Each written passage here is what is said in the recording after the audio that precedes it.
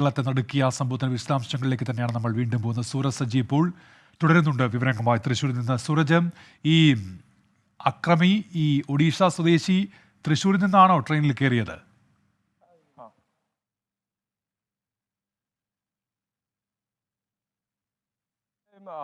ഉന്മേഷ്, എന്തായാലും ഈ ഒഡീഷ സ്വദേശിയാണ്. ഇദ്ദേഹം കയറിയത് തൃശ്ശൂരിൽ നിന്ന് എന്നുള്ളത് തന്നെയാണ് പോലീസിൽ നിന്ന് നമുക്ക് ലഭിക്കുന്ന വിവരം. തൃശ്ശൂരിൽ നിന്ന് ഇദ്ദേഹം ട്രെയിൻ കയറി എന്നുള്ളതാണ് നമുക്ക് മനസ്സിലാക്കുന്നത്. ഏറ്റവും നിർണായകമായ ഒരു വിവരം വരുന്നു. ഈ രാജേഷ് കുമാറിന്റെ മൊഴി അത് തൃശ്ശൂർ റെയിൽവേ പോലീസ് സ്റ്റേഷനിൽ രേഖപ്പെടുത്തുന്നു എന്നുള്ളതാണ് ഏറ്റവും പുതിയ വാർത്ത. ഏറ്റവും പുതിയ നമുക്ക് ലഭിക്കുന്ന വിവരത്തിലേക്ക് നമുക്ക് വരാം. തൃശ്ശൂർ റെയിൽവേ പോലീസ് സ്റ്റേഷനിൽ ഇപ്പോൾ ഈ മുഖ്യ സാക്ഷി, അതായത് ഈ കേസിൽ ഒരു സാക്ഷി ഉണ്ടായിരുന്നു, ഒരു ദൃക്സാക്ഷി ഉണ്ടായിരുന്നു. ആ ദൃക്സാക്ഷിയുടെ മൊഴി രേഖപ്പെടുത്തുന്നു എന്നുള്ളതാണ് ഈ മിനിറ്റിൽ നമുക്ക് വരുന്ന ഏറ്റവും നിർണായകമായ വിവരം. എന്തായാലും ഈ മൊഴി രേഖപ്പെടുത്തുന്നതിലേക്ക് പോലീസ് കടന്നിരിക്കുന്നു. ഈ കേസിൽ ഏറ്റവും നിർണായകമായേക്കാവുന്ന ഒരു ദൃക്സാക്ഷിയാണ്. അദ്ദേഹമാണ് ഈ സംഭവം കണ്ടത്. ഈ ട്രെയിൻ അപകടങ്ങളിൽ ഒരുപക്ഷെ ഈ രാത്രികാലമാണ്. അതുകൊണ്ട് തന്നെ ഇതിനകത്തൊരു ദൃക്സാക്ഷിയെ കണ്ടെത്തുക എന്നുള്ളത് പ്രയാസകരമായിട്ടുള്ള കാര്യമാണ്. ആ കേസിൽ ഒരു ദൃക്സാക്ഷി ഉണ്ടായിരിക്കുന്നു.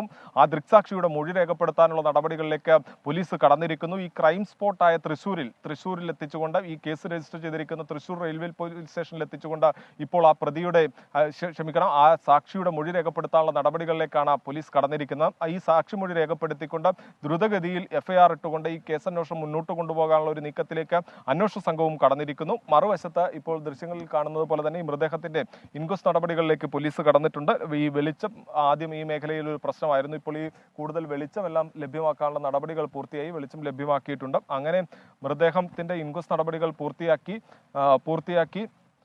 കൊണ്ട് ഈ ഇൻക്വസ്റ്റ് നടപടികൾ പൂർത്തിയാക്കാനുള്ള നടപടികളിലേക്കാണ് ഇപ്പോൾ ഈ പോലീസ് കടന്നിരിക്കുന്നത്. അല്പസമയത്തിനകം തന്നെ ഈ ഇൻക്വസ്റ്റ് നടപടികൾ പൂർത്തിയാക്കും. എന്തായാലും ഒരു ദാരുണമായ സംഭവം. അതിന്റെ നടുക്കത്തിലാണ് ഈ റെയിൽവേയിൽ സഹപ്രവർത്തകർ അടക്കമുള്ളവരുള്ളത്. അവരുമായെല്ലാം സംസാരിക്കുമ്പോൾ അവർ പറയുന്നതും ഇത്തരം സംഭവങ്ങൾ തന്നെയാണ്. കാരണം ഒരിക്കലും അവർ ഇത്തരത്തിലൊരു അപകടം പ്രതീക്ഷിച്ചിരുന്നില്ല. കാരണം ഈ ഇതര സംസ്ഥാന തൊഴിലാളികൾ അടക്കമുള്ളവർ, അതായത് ഈ സാധാരണ ടിക്കറ്റ് എടുത്ത് റിസർവേഷനിലേക്ക് കയറുന്ന യാത്രക്കാരുടെ എണ്ണം അടുത്തിടെ വലിയ രീതിയിൽ വർദ്ധിച്ചിരിക്കുന്നു എന്നുള്ളതാണ് ഇവർ പറയുന്നത്. അതുകൊണ്ട് തന്നെ ഈ സ്റ്റേഷനിൽ നിന്ന് ഇത്തരത്തിൽ ടിക്കറ്റ് എടുത്ത് യാത്ര ചെയ്യുന്നവർ കയറുന്ന സമയത്ത് തന്നെ ഈ ടിറ്റിമാരും അതുപോലെ തന്നെ RPF ഉദ്യോഗസ്ഥരും എല്ലാം ടിക്കറ്റ് ഉണ്ടോ ഇല്ലെങ്കിൽ ഇറങ്ങണമെന്നൊരു നിർദ്ദേശം ആദ്യഘട്ടത്തിൽ തന്നെ നൽകുന്നതാണ്. അങ്ങനെ ഇന്ന് തൃശ്ശൂർ റെയിൽവേ സ്റ്റേഷനിൽ ഈ ട്രെയിൻ എത്തിയ സമയത്ത് കൂടെ ഉണ്ടായിരുന്ന ഒരു സഹപ്രവർത്തകൻ പറയുന്നത്, അങ്ങനെ നിന്ന ഇതര സംസ്ഥാന തൊഴിലാളികൾ അടക്കമുള്ളവരെ മറ്റു ജനറൽ കമ്പാർട്ട്മെന്റുകളിലേക്ക് തന്നെ മാറ്റി. ഇതിനിടയിലാണ് ഈ രജനീകാന്ത് ഈ S11 കമ്പാർട്ട്മെന്റിലേക്ക് കയറുന്നത്. പക്ഷേ ഇദ്ദേഹം കയറിയ സമയത്ത് ടിക്കറ്റ് ഇല്ല എന്ന കാര്യം അറിയില്ലായിരുന്നു. ട്രെയിൻ തൃശ്ശൂർ വിട്ട് ഈ മുളങ്കുന്നത്തുകാവ് റെയിൽവേ സ്റ്റേഷൻ എത്തുന്നതിന് തൊട്ട് മുൻപാണ് ഈ ടിക്കറ്റ് പരിശോധിക്കുന്നത്. വിനോദ് അങ്ങനെ ടിക്കറ്റ് പരിശോധിക്കാൻ എത്തുന്ന സമയത്ത് വാതിൽക്കൽ നിൽക്കുകയായിരുന്നു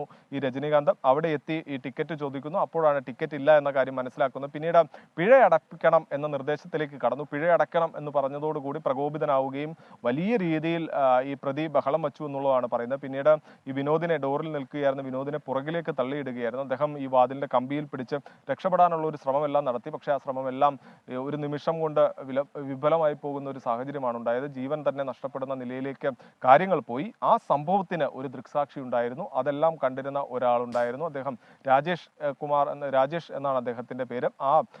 അതായത് ഈ ട്രെയിനിലെ കച്ചവടക്കാരനായിട്ടുള്ള രാജേഷിന്റെ മൊഴി രേഖപ്പെടുത്താനുള്ള നടപടികളിലേക്കാണ് പോലീസ് കടന്നിരിക്കുന്നത്. അപ്പോഴും ഒരു മൂന്നാം കണ്ണ് എന്നൊക്കെ പറയുന്നത് പോലെ ഒരു ദൃക്സാക്ഷി, ഈ സംഭവത്തിനെല്ലാം ദൃക്സാക്ഷിയായ ഒരാളുണ്ടായിരുന്നു. അങ്ങനെ ആ മൊഴി രേഖപ്പെടുത്താനുള്ള നിർണായക നീക്കത്തിലേക്ക് പോലീസ് കടക്കുന്നു. അതോടൊപ്പം തന്നെ അല്പസമയത്തിനകം ഈ പ്രതിയെ തൃശ്ശൂരിലേക്ക് എത്തിക്കും. തൃശ്ശൂരിൽ എത്തിച്ചതിന് ശേഷമായിരിക്കും ഈ പ്രതിയോട് വിശദമായ കാര്യങ്ങൾ ചോദിച്ചറിയുക, വിശദമായ ചോദ്യം ചെയ്യലിലേക്ക് കടക്കുക. കാരണം ഈ സംഭവം നടക്കുന്ന സമയത്തെല്ലാം തന്നെ പ്രതി മദ്യലഹരിയിലായിരുന്നു എന്നുള്ളത് തന്നെയാണ് പോലീസ് വ്യക്തമാക്കുന്നത്. അതോടൊപ്പം ഈ പാലക്കാട് എത്തിച്ച് നടത്തിയ പരിശോധനയിലും പ്രതി മദ്യലഹരിയിലായിരുന്നു എന്ന് പറയുന്നു. അതുകൊണ്ട് തന്നെ ഈ വൈദ്യപരിശോധന അടക്കം പൂർത്തിയാക്കി പ്രതിയെ തൃശ്ശൂരിലേക്ക് എത്തിക്കാനുള്ള നടപടിയും തുടങ്ങിയിട്ടുണ്ട്. അല്പസമയത്തിനകം പ്രതിയെയും തൃശ്ശൂരിലേക്ക് എത്തിക്കും. ഉന്മേഷ്.